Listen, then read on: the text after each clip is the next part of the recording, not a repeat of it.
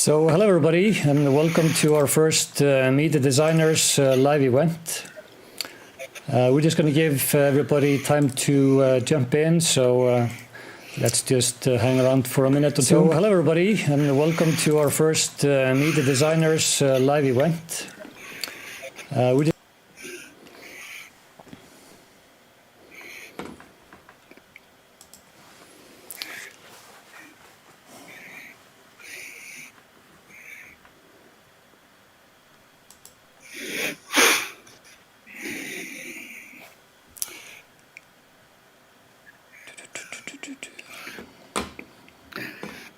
Okay. Let's see. So just another minute. So we have quite a few people joined already. Nice. Very, very good. Could you also maybe mute yourself until we are going to do your... Yes, thank you. Okay, so let's get going. So again, hello everybody and welcome to our first Meet the Designers live event. My name is Hilmar and I'm the founder and CEO of Arkio. And with us today are Johan, our head of product, Greg Davey and Davey Smith from Davey Smith Architects in Ireland, and Hugh Soward from A'21 Architects in the US. Hey guys, can you hear me? Hey. Yes. Good to see you, everybody. So we'll be doing this live from inside VR to demonstrate how effective it is to collaborate in real time. I will be using the desktop version of Arkio, while Johan and our guest will be inside VR. At Arkio, our mission is really to simplify the architectural design process, to make it more efficient and collaborative than possible before. And our ultimate goal is essentially to give designers superpowers. We released version 1.0 of Arkio in June, and you can download it for free for any of your devices at arkio.is. And the link to that is in the live event chat. Now, at the end of this event, in about an hour, we will be doing a live prize draw for an Oculus Quest 2 VR device. And I will post the link to the sign-up form in the live chat as well in a few minutes. So if you have any questions, please post them in the chat box, and we'll try to get to them either through the event or at the end. And it will also be good if you just share with us where you're coming in from and if there's something special that you're interested in. But let's jump quickly into Arkio. So over to you, Johan. Okay, well, welcome to Arkio. So I'm going to be presenting from VR, and today with me are Hugh Soward from A'21 Architects, who's going to talk a bit about some of the projects that they've been working on and the use cases they see. And Greg Davey and later David Smith will also join from Davey Smith Architects in Ireland. So Greg did some really amazing projects on all various skills, and we'll talk a bit about that later. But first, let's chat a bit about what is Arkio. So I'm going to start with showing you a quick video just with some highlights to give a taste for what's possible with Arkio before we continue inside VR. So let me switch to a video here. So with Arkio, you can easily jump into your 3D scenes and experience them at human scale. You can sculpt new design options, almost like sculpting from physical building blocks with your hands. In Arkio, it's easy to work together with other people in real time. You can use Arkio in VR. You can use a desktop, a tablet, or a phone. Import models from Revit, Rhino, SketchUp, and BIM 360. Place them in your scene in Arkio, model on top of them. And then you can also collaborate easily between devices. If you don't have a VR headset, use your tablet or your phone. You can sculpt new design options using the smart geometry in Arkio. And then when you're done, you can export your work back to Revit, Rhino, BIM 360, or your favorite design tool. So let's jump back into Arkio to Johan. So go ahead, Johan. Yes. So let's talk a bit why we are creating Arkio. So typically in the architectural design process, we're using sketches and physical 3D models to communicate design intent. Now we work most of our designs, we work on PCs, working on 3D models, but we often do that from 2D screens. We now have technology to step inside of our models using virtual and augmented reality. But when we want to make a change, we have to go back to a 2D screen to make the update and export everything back. With Arkio, we want to redefine what architectural design can be when you're not bound by 2D screens and where you can use your hands to model in 3D, like physical model making, where you can just work and stretch with smart components. We see Arkio as a 3D tracing paper, where you can load in your designs, draw new suggestions on top of them, and bring those suggestions back to the original 3D program. So we support Revit, Rhino, SketchUp, and BIM 360 linking. You can easily bring in your creations from other 3D design tools, load them to Arkio, then make new suggestions together and export the results back to native 3D geometry. We also work on many devices. So I'm currently using a wired VR headset tethered to my PC, but we also support the wireless headsets like Oculus Quest 2. And also users using a PC or Mac can join in. So Hilmar is currently using the PC client, but we also support mobile devices. So we have the iOS and Android app, so you can even use your tablet and phone to work with Arkio. And the best thing of this is all fully collaborative. So I can invite other people to join me from anywhere in the world with any device, and we can all look at these designs together and work on them together. But let's just show you how this all works around the scene here. Okay, let's do it. I'm just going to zoom out a little bit.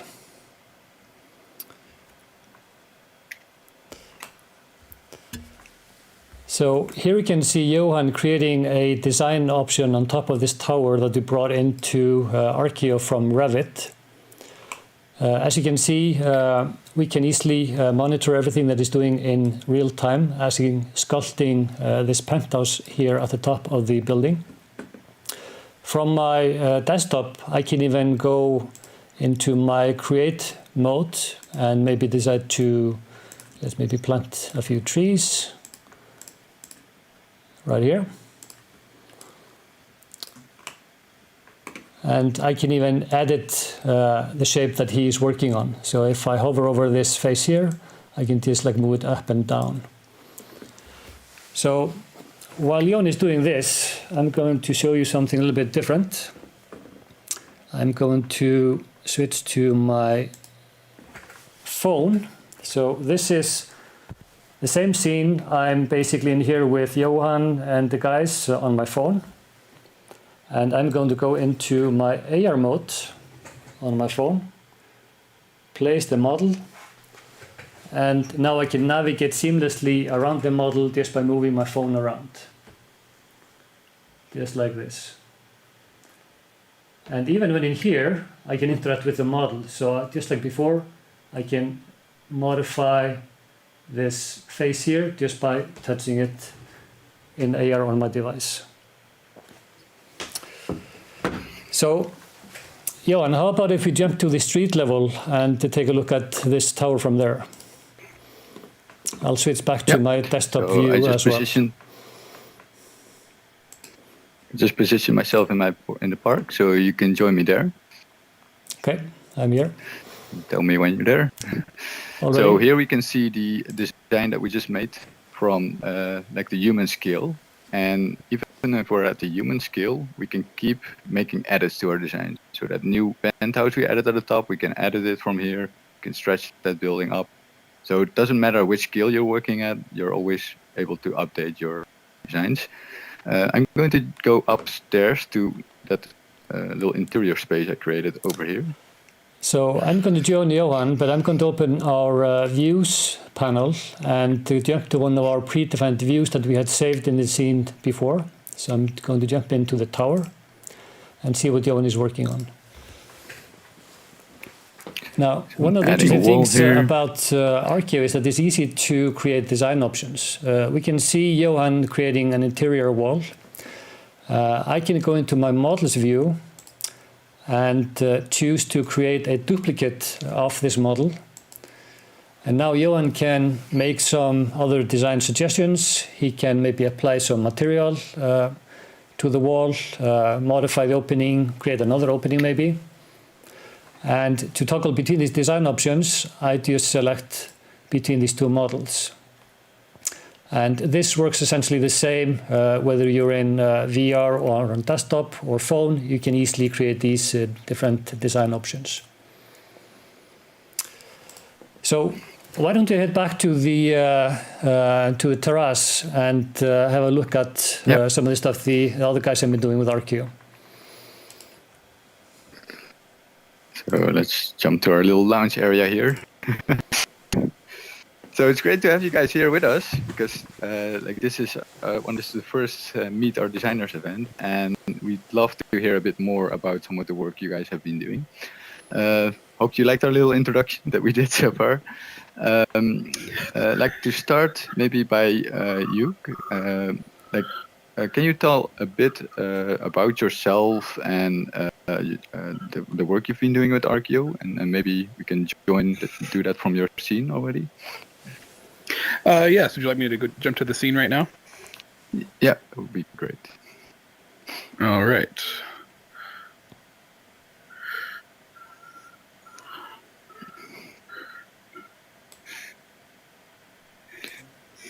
I believe I need to be the host. Yeah, I think you there can we go. be there we go. Oh, we're in. Yes, there we are. Awesome.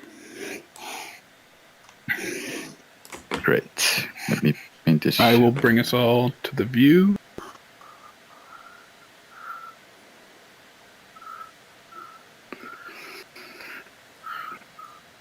So you have a little presentation for us.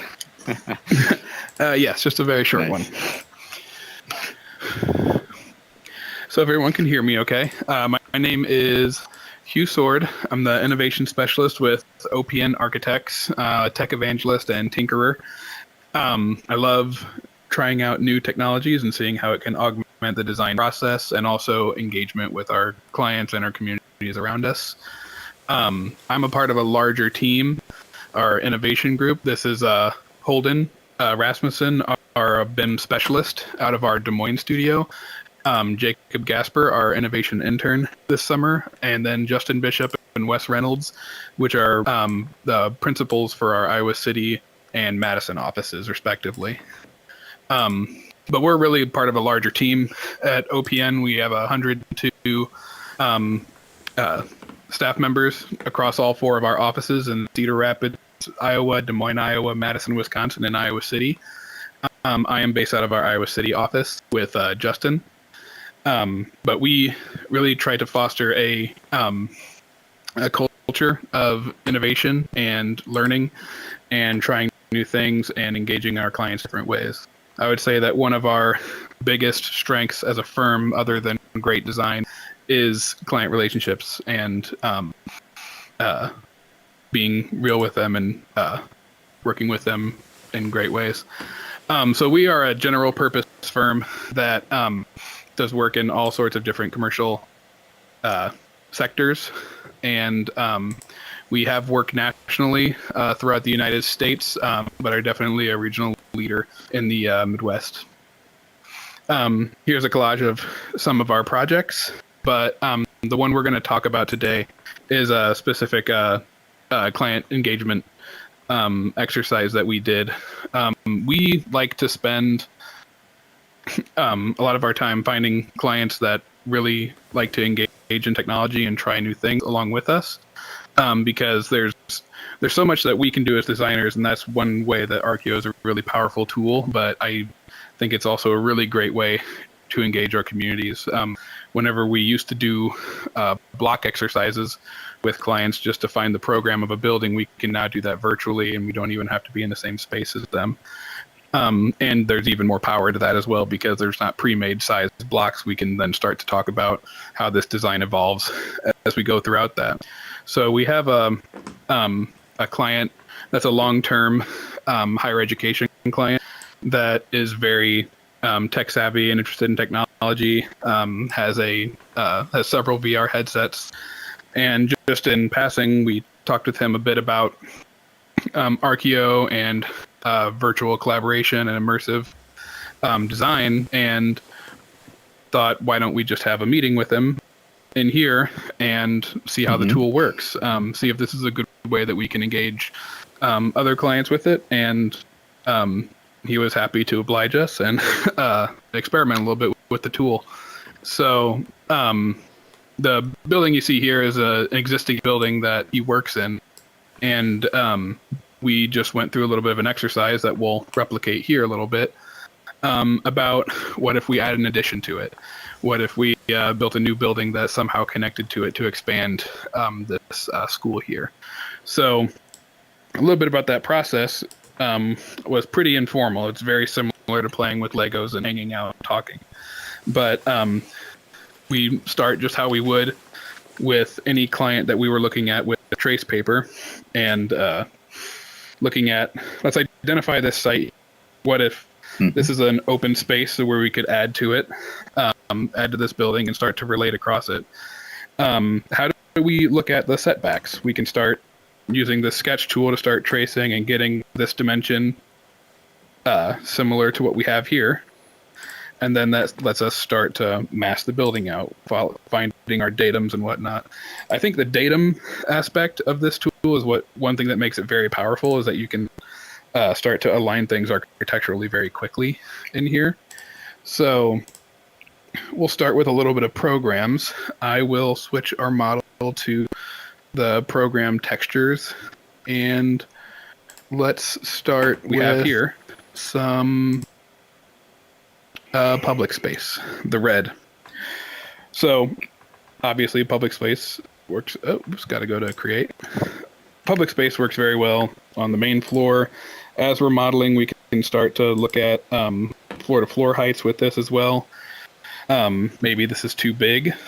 We can move that back a bit and engage there, but I think we'd really want that to be more on the corner. So as we're over here, we can start stretching this way. What other kind of programs here? We can have some mixed use in here, and go back to modeling, fill some of these out, and edit that and bring it across here. Connect these guys. And I understood this is something you did together collaboratively with the client, right? You were like having these open discussions with them. Yeah. Yes, we half the time we had him just playing with furniture because he wanted to see what would be an example if we were to take this and start looking at a library and rearranging the interior. So if we switch to another usage here, let's say there's offices on the second floor. And then we can start modeling some of those. And then we can start to play with the form of the building a bit more and start to stretch some things and push and pull. Sculpting. But then we start looking at a connection. We have an obvious entrance to a parking garage down here. Let's just go back to the form finding and not worry about program so much right now. And let's start modeling across here. Go off the third floor a bit. But what if this was a larger object that had some presence on the street here? We can start to look at it as a space that can be occupied. We can start digging into it. What if it was a bridge? Can you tell us a bit about the how important the VR aspect was in this? Like, did it help you in the scaling and the sizing of the volume? Yes. that was actually very helpful for our client to be able to see that as well. Obviously, as architects, we're trained to see what scale, to learn how to work across different scales, but being able to stretch like so helps a lot to see that obviously I modeled this too high and you can't see off of here, and now you can, and then you can start seeing a vista down the street and then populating the space with some furniture and some characters to get a sense of scale. If this was a outdoor bridge area where people could congregate. Yeah. I think that's obviously too large of a tree to put there. But as a tool, I think this was a great way to engage with a client and see how this can transform the space from one-to-one scale, seeing in a model scale very, very quickly. And I think that's where it's important, because then they can take this and start using it for fundraising to take to their higher ups and whatnot and say, here's a quick idea we came up with in an hour, and it gets people's juices flowing and thinking about different opportunities on the site. And I think it was very exciting for him as well, because we actually got a comment from one of our colleagues that when we showed them Arkio, they said this is what we wish VR had always done when we got it. Yes. It's always been very cool to get in your model and experience it, but being able to engage with the model and edit it live is a complete game changer for this as well. I understood you also did something with 3D printing for the model in the end. Yes. This is not an exact replica of what we did. If we go back to the slides here, I can gather everybody really quick. Yeah. I have a picture of the 3D print here. We wanted to send him a thank you for indulging us and trying something different with us. I know that it was something he likes doing very much, but we wanted to send a small little thank you, and so Arkio is very nimble in that you can export this geometry back into Rhino, back into Revit. It was very easy to get a small 3D print created and send that to him as a little reminder and a thank you note. And then this is now currently living on his desk. Nice. It's really cool to see, like really inspirational. Yes. So how are we in the questions, Omar? Are there any questions for Greg or for you? So I don't think there are any questions yet. Just a lot of people commenting that this is really cool. So maybe you should just move on to Greg and Dave and see what they've been up to. Yeah, that'd be great. Thanks a lot, Hugh. No problem. Really cool. I don't think I have to give up permissions for leading this. You can just take it over. Yeah. Thanks, Hugh. Greg, are you with us? Yeah. We have Dave as well, which is great. Nice. I see Dave. He blew up his headset, but he's here anyway. with the iPad, if I understood. Have you got audio, Dave? No. I'd say he's probably trying to figure out how to get his speaker working. He's just loaded it onto his Mac for the first time. So, no problem. So maybe, we'll hear him Greg, if you can just take us into one of your models and show us what you've been doing. That'd be awesome. Sure, yeah, no problems. Let me see now. Okay, so I'll start with the village center model that I was showing you guys earlier. Bear with me for 1 second. Yep. Maybe while we wait, there's one question here in the chat. Question from Severin. Like, how long did it take you to get up and running in VR with Arkio, Hugh? For us, it was very quick. We have a couple of consumer Quest units that we were going with this, and we were able to send one email with some instructions, and the Arkio website was actually very clear on how to get things set up. So when we sent this to our client, he was able to get that going very quickly. Yep. Perfect. So let's go here. Okay. I'm Now, I'm in here, in a but I seem weird to have turned position. myself upside. Yeah. Very strange. Maybe I'll try and share again. Just give me a second. I'll jump out of this one instead. And let me see.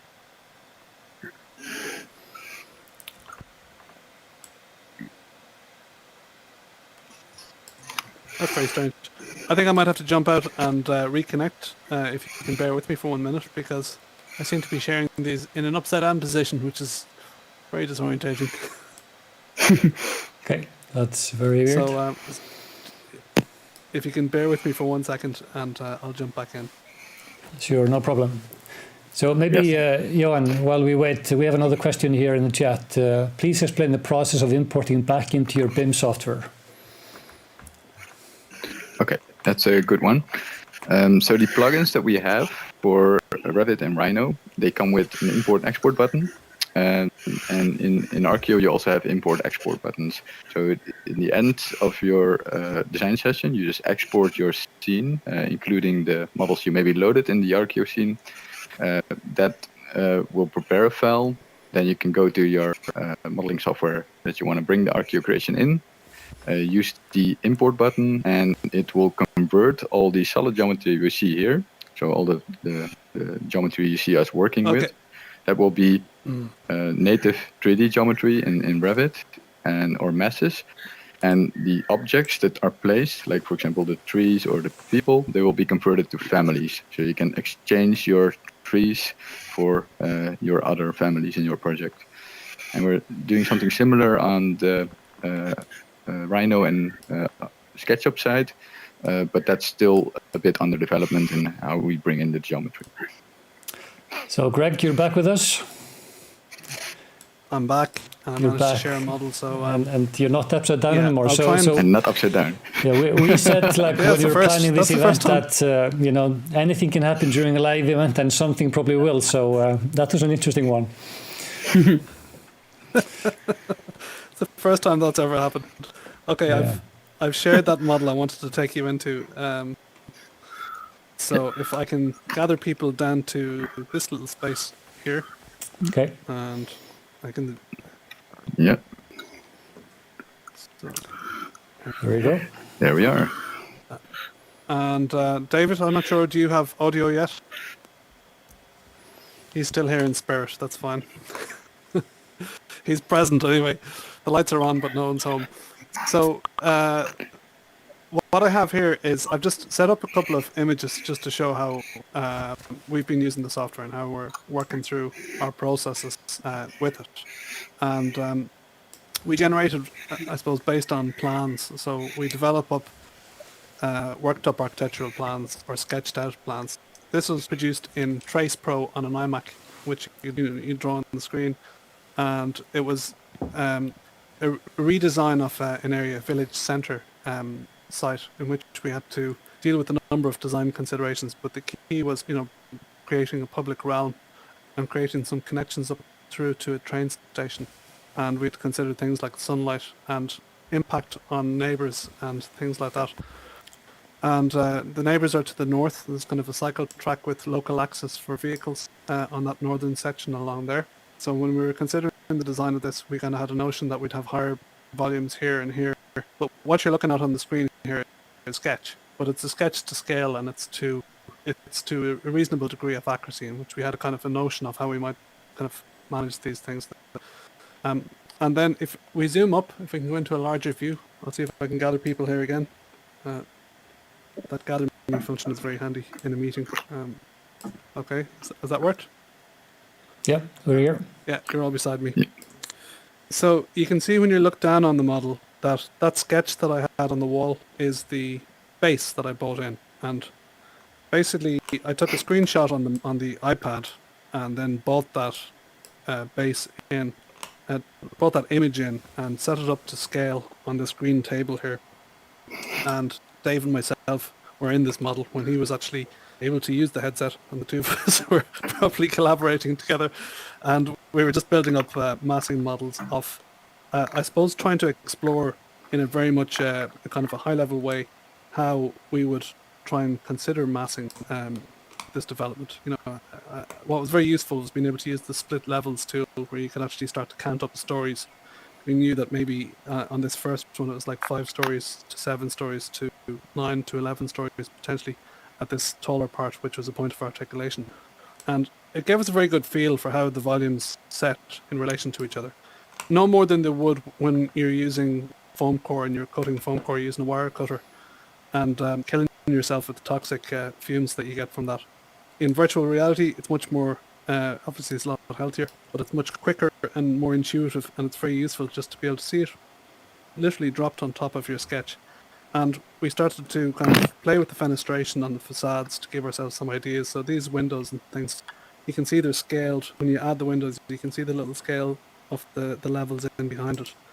So it was more an exploration to see how we could kind of manage both massing and initial concepts about fenestration, and explore ideas as well about, I suppose, protecting private threshold on facing onto a very public space.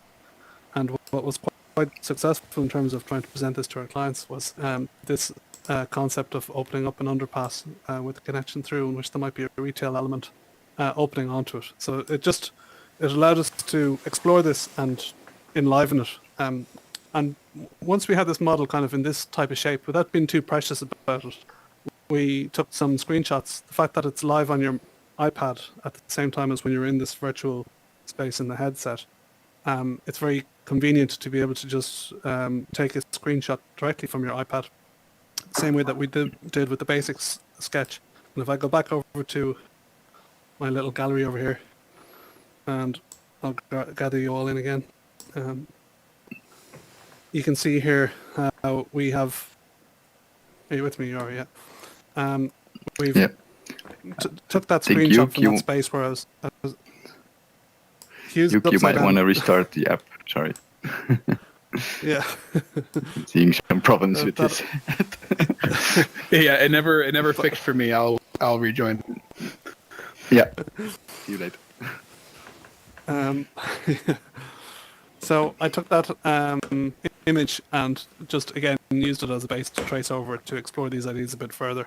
And I suppose I'm showing this to show how it's very much part of a workflow in which we went from sketch to virtual model, back to sketch, and then I explored it a bit further, bringing it up into a BIM model in the office we use ArchiCAD in our office, and it's I suppose it's exploring it in the next level of detail with applying the fully worked up plans and everything else, and that's a useful way to try and, I suppose, explain and present to clients in a more realistic format. But the reason I'm showing this is to just show the consistency of that initial modelling and massing exercise and the importance of that in terms of our own thinking.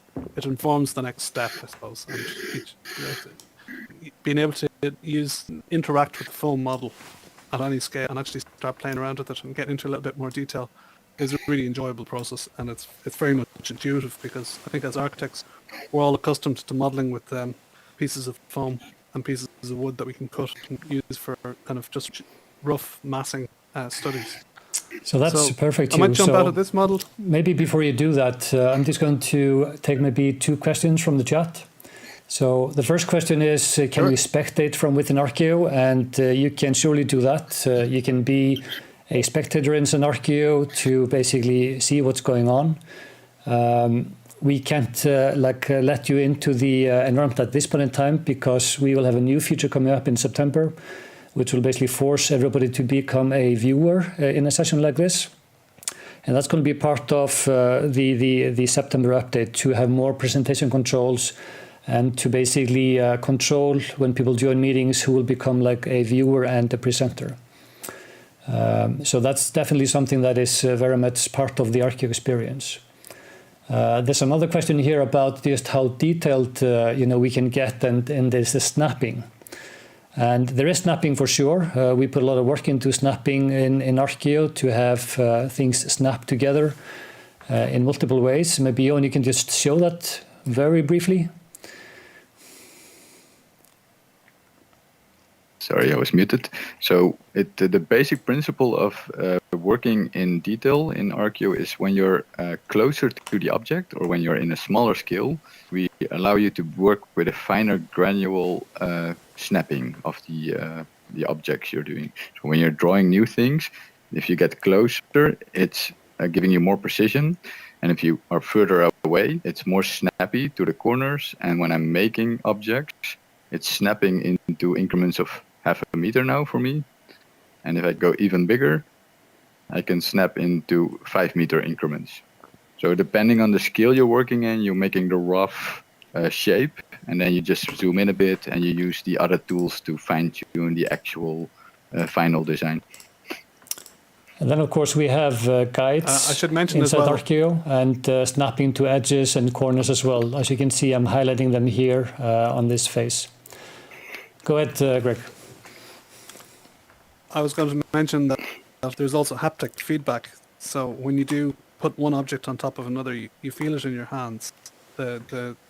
Well, I'm using an Oculus Quest 2, and the handsets that work with that give a kind of a haptic sense, so that when you put an object, like if I copy this object that Johan made, and I drop it on top of this, I know it's touching it, and it's flat to the surface because I can feel it in my hands.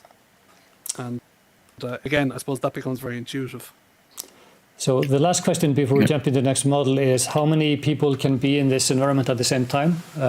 We have had most, I think, around 20, 25 people. And obviously, many of them were viewers looking at what other people are doing. So there is the limit to how many people can be editing at the same time is mostly the complexity around, just too many things happening at the same time or snapping at the same time. If you have like 10, 15, 20 people modeling at exactly the same time. But definitely having, 3, 4, even 5 people doing modeling at the same time and with another kind of 15 people watching is perfectly okay. And we can even grow larger than that probably. We had some pretty good use cases of students and classrooms that were teaching like this.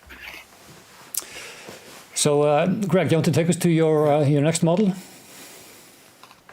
Sure, yeah. Just give me 1 second now, and I'll jump in. Yeah, you hadn't counted on Dave, the Dave factor. He's still with us. He can move. Maybe you can take 25 people in normal circumstances, but you throw Dave into the mix and I'd say anything again.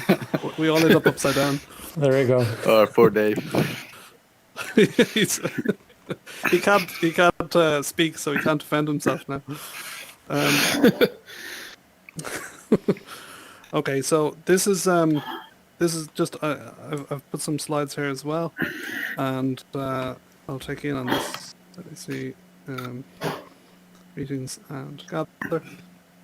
Okay, so this is kind of using it in a slightly different way. It's using the modeling in a manner to, I suppose, it was working backwards from a developed scheme and adjusting it, and using the volume modeling to consider the adjustments. So this first scheme, this first slide is a worked up version of a scheme that we had presented to the planning authorities as part of a. I'll turn on my pointer here so we can see. 1 sec. As part of, as part of a planning process for an application for permission, and it's a fairly dense urban scheme, as you can see. It's maybe close on 1,000 units. It's on the edge of Dublin City, just coming in towards the main train station, and there's a large park, the main, I suppose, lungs of the city, just across the way. And the planners, there's a prescription for a certain level of density in terms of what was needed to be achieved on the site. But and they were okay with that, but they were concerned about the, I suppose, continuous ridgeline or roofline across the back of the site. They just felt that needed more variation, that it could seem monotonous when viewed from certain parts of the city, and they asked us to investigate that. Also on this is a local road leading to a local town, just on this direction. and there's a park just across the way, and we had a concept in which we developed where we had public park leading to this smaller park that led you into a larger park within the scheme, which in turn connected to playing pitches that are beyond it. So we had a concept of connectivity between the green spaces, and they understood that, but they still felt that this probably needed a stronger presence on the main road as you drive in from the scheme and building up in scale. So we had a task after that meeting to go away and kind of think about these tweaks. How would we change it and keep the density in terms of the number of dwelling units that were being provided, and at the same time try and redesign these changes into it. So what we did was you can see in this next slide here is we took the model. You can see over there that was a sketch, which is a height diagram, and it was just based on a sketch plan in which we had the various heights within the scheme marked with color and brought it into scale into the virtual reality kind of studio, and just very quickly modeled up. And I'll walk through that process in a second. But the modeling lends itself to split floors where you can pre-program the height, the floor-to-floor dimension. So we're all metric. It's 3.1 meters from floor to floor. As you step up through the building, you can set it to 3.25 or whatever you want at the outset. And then when you start to extrude your volumes, it just automatically splits it into the level of floors. And we applied colors just to be able to quickly visually count what the floors were. So it was given an accurate reflection of this model that we had originally.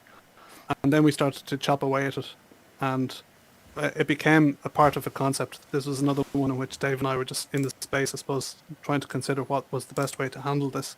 And we eventually settled on an idea of kind of bleeding the height from the edges in towards the center of the scheme, where we have the large open space, and taking the height that had been taken away and making a larger building, which provided the urban edge at the corner that had been highlighted in the planning discussion.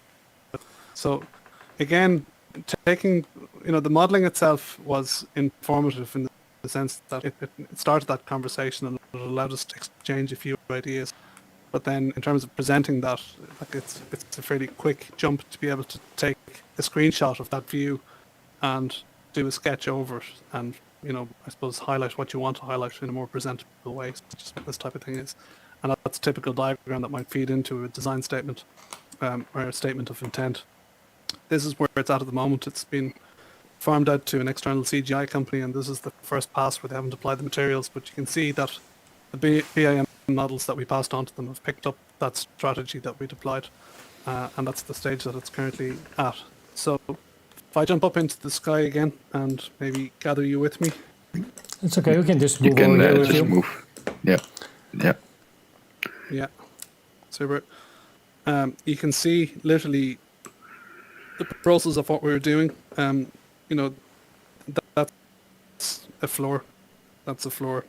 That's a floor, and we literally have blocks, and we just start work backwards, informed to a degree. And I suppose I'm not sure if this is clear on the view in terms of how this is being presented, but when you're in the model, when you touch an object, it gives you immediate dimensions, so you can see whatever scale that you're at, that you're within what you expect it to be. Like, this is telling me that the width of this block is 16.5 meters, and that's correct. And I know if I measure the height, it'll be the same as what it should be for this height in terms of the number of stories that's there.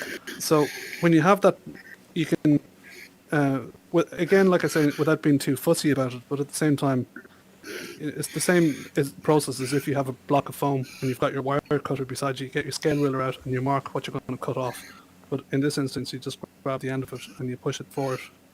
You take the edge of this, you move it forward and back, and you drop it into position, and it gives you immediate feedback on the move as you're doing it. So you can inform yourself quickly as you go, and it was enough for this exercise in terms of what we were doing. And I think you can see from over here, from the way these sketches were set up, we had. I think Johan, you'd put a base in for this for me previously. I'll just grab one here quickly. If I had a base in like that. I think it's clear, like this one, Greg. Yeah, you know what I was doing. Yeah, and it like was literally you basically took parts of this building and you like formed it here, right? As well, like as part of correct. the design Yeah, brief, if I understood correct. yeah, yeah, literally bought these volumes from this location and Yeah. dropped them here, assembled them, and had a quick visual reference in terms of what sort of scale we were playing with, and came up with the scheme. Again, we had done a quick sketch on plan, so it's a constant over and back. You know, we're in virtual space talking about this now, but when you're working through this process, you might have the goggles on for a few minutes, or you might have a half-hour session, and then you jump out, do a sketch, jump back in and test it.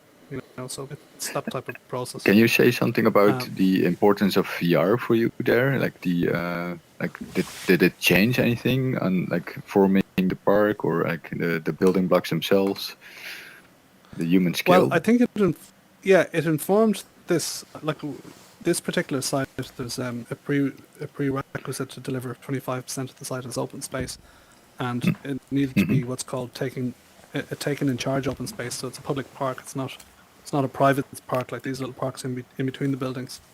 So there was a requirement to deliver that in this particular case, and that's quite a large scale. And really, in terms of like when we're considering a scale for a scheme of this size, it's important to have a sense of orientation and distinctiveness from within a development, so that it doesn't feel like you're getting lost by such a volume of buildings all around you. And I think the VR helped us by when you stand in the middle of the space and you can start to assess the height of the buildings around you and the sense of enclosure that you've obviously you've reached the center of a scheme.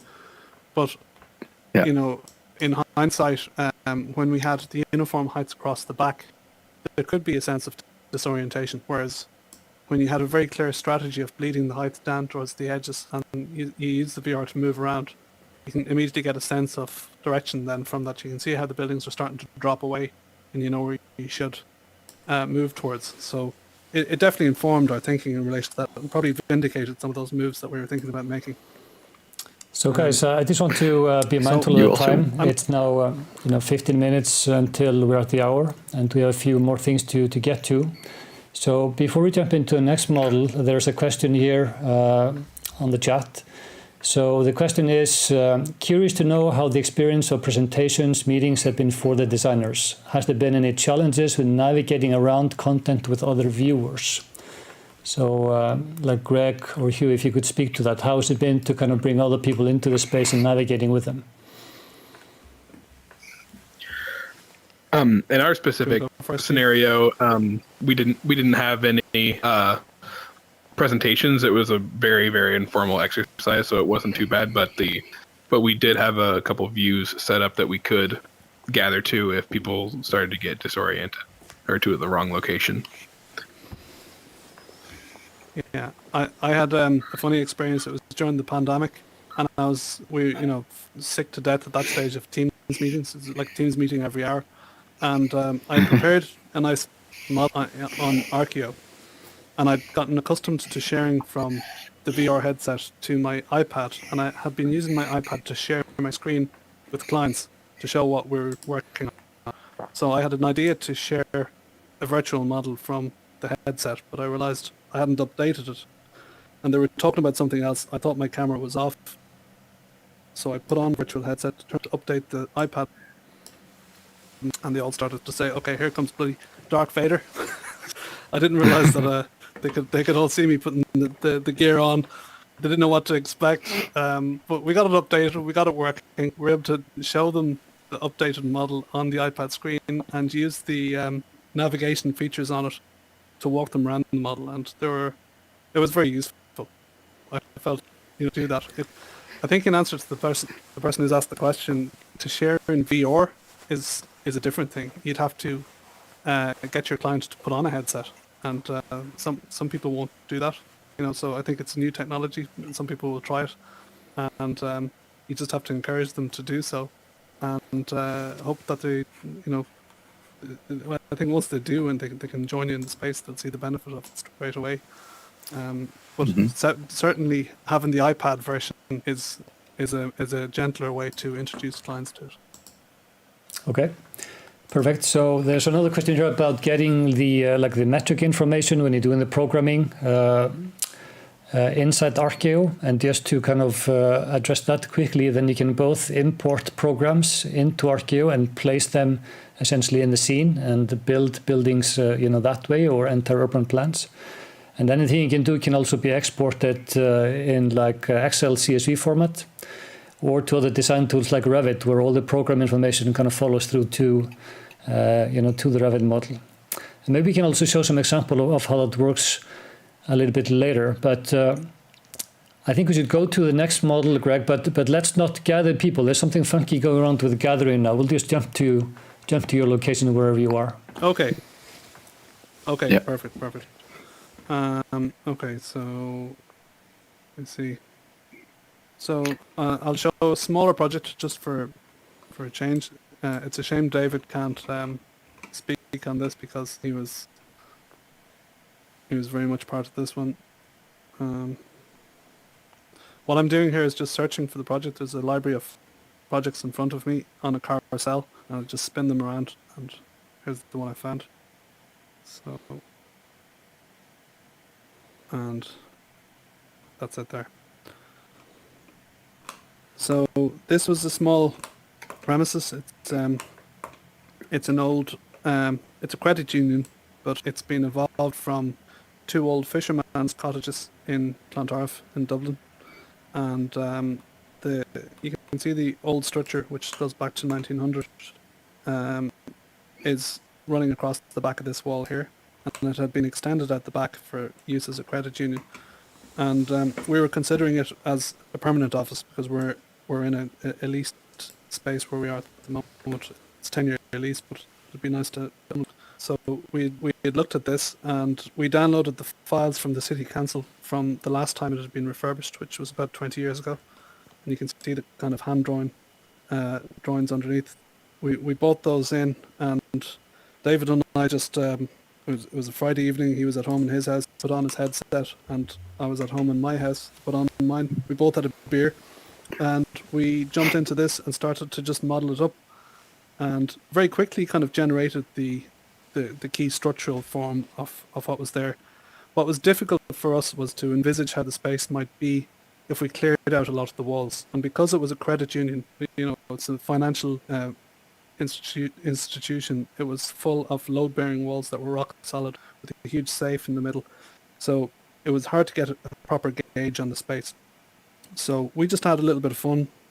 We had a sketch of how it might work in our heads, and we just jumped into the virtual model and started to move desks around the place, which are part of the library of objects in Arkio. And we cleared out the walls that we didn't want, and had a kind of a basic idea of how the structure might work in a manageable way, in a cost-effective way, and started to subdivide the space into rooms, and literally tested it out in terms of how it would go. We had considerations for particular members of staff who like to be outside smoking, so we've a little courtyard for them out there. We have a nice lofted space in here which would work, and there's a particularly loud individual who would work well in there as well. So all of that kind of thing was able to be worked out and considered in terms of how it might work as a space. It was a bit tight, but we felt it could work. Unfortunately, it wasn't to be, but it was a very quick and useful exercise, I think. David would tell you if he was able to. Yeah, it looks like you and Dave had a lot of fun in this one. Yeah. Yeah, a lot absolutely. of detail went into it. I would like to know how you managed drinking the beer in the VR headset. That's a good one. There was a little bit of spillage, but yeah. You become very attuned to that type of thing. It becomes an automatic kind of reflex action after a while. So this is definitely a great one, Greg. So just a quick time check. It's now 5 minutes until the hour. I would just like to urge everybody watching to add your name to the prize draw sign-up form. It's at the top of the chat window, and we'll be just doing that draw in a few minutes. So maybe if we have time for one more model from you, Greg. Sure. So this is more of an urban scheme that we'd been involved with, and you can see that again, when you're working the workflow around how to use a software like this, I think each person would use it in their own particular way. One person might want to do a very detailed model. The workflow we've been using is just each time we would get an image of a side plan and bring it in. And when you save a screenshot, it automatically saves on Apple or Mac devices as a PNG. So Arkio seems to take the PNG and just use it as a tablecloth. You can set it to scale, and that's always the first instance. You bring your plan in, you set it to scale, and then you've immediately got a starting point in which you can start modeling things. And in this particular case, it's a residential site in an area called an STZ, a strategic housing zone. And we had certain parameters that we had to meet in terms of this main avenue which came through, but we hadn't fixated on housing typologies and where housing typologies should go. So the purpose of this model was to try and see how that distribution could work in terms of a scale. And given the fact that, like, it's interesting when you plan out, a site plan, and you try and imagine scale, and when you're dealing with the planning authorities in this particular instance as well, they really have a concern about, avoiding the 1970s kind of preoccupation with having large roads and, a very kind of, I suppose, not having a human scale to these avenues. They recognise that they are main distributor roads, but they want to see means in which you can mitigate against that open expanse of road, like an airport runway, which is, in a residential district. And part of that can be to do with the heights on either side, whether you have a 3-story or a 4-story height, how much of an impact does that have? And part of it is tree planting, obviously, and part of it is consideration of where the cycle and the public footpaths go. So this allowed us to consider, 3, 4, possibly 2-story in places to get a sense of that enclosure before we took it to the next level in terms of actually developing up unit types. And it helped us figure out where maybe a 3-story townhouse might be appropriate on one side of the road, maybe a 4-story duplex typology, which might be, 2-story shared stairs between them on the other side of the road. And maybe at certain points you have a small apartment block that might provide a point of articulation. So this was really like a kind of a monopoly model in which you're literally lifting up the blocks and you're forming them as you go, and you're dropping them into position to try and inform that next step. And that's what this model was about. And actually dropping in the trees. It's really as the urban design model feel to it. Like when you're working on this scale, it's like you're walking in a municipality model, and when you're jumping inside that street, it's really giving you that quality of the street profile. Exactly, yeah, exactly. And it's very useful for discussions with planning authorities as well. And like we mentioned before, you can take a screenshot of this and maybe detail up how it might look for kind of a quick perspective as a sketch without getting too detailed in terms of modelling. And I suppose that's what I like about being able to model quickly. Final question here from the chat before the hour. So there's a question about if we can change the time and day. So maybe, like Johan, can you just show how you play with the time of day and how the shadows kind of move around? Yeah. So we can view the sun around using your hand. You can go all the way to the night and the sun, or the morning, and based on the location that you set. So basically, based on the location, you will get a different kind of, cycle, essentially. So I think this has been great. Why don't we just jump quickly? We don't need to go anywhere. We can be in the scene. That's a great scene. We can announce the winner of the Oculus Quest prize draw. So I have asked the internet to give me a random number of all the people that basically signed up during the forum. And the winner of the Oculus Quest 2 VR headset is Geoff Briggs.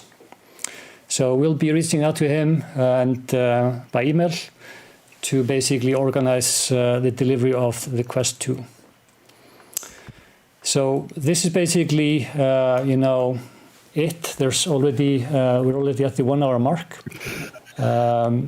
We have already a lot of things covered, but we can of course continue if people have more questions.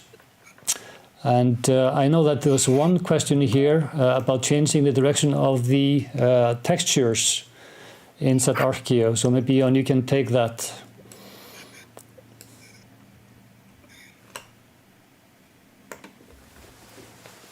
Jon, are you still with us? I think you're muted.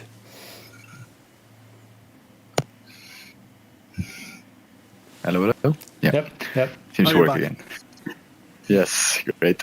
So we do like the texture direction is calculated automatically in the app, and so if you put a brick on a volume, we put the brick texture on there by ID. To rotate the texture, it's currently not possible yet, but it takes the original direction that you put as the face direction that you're going to be using. But that's something that we're going to add sooner or later. Excellent. So I think this is it. This has been great. The first Meet the Designers live event we host. We hope to do many more of these. Of course, as with anything that is live, anything can happen, and we had a few interesting things happening, but it was all good fun. I'd like to thank our guests for joining, Greg, Dave, and Hugh. And it's really inspiring to see what you guys are doing with Arkio, and we hope to see many more things like this from you in the future. So that being said, it's just time to wave goodbye. And until next time, everybody, thanks a lot for joining. Thanks for having us. Thank you. Yes, thank you for having us. Goodbye, everybody.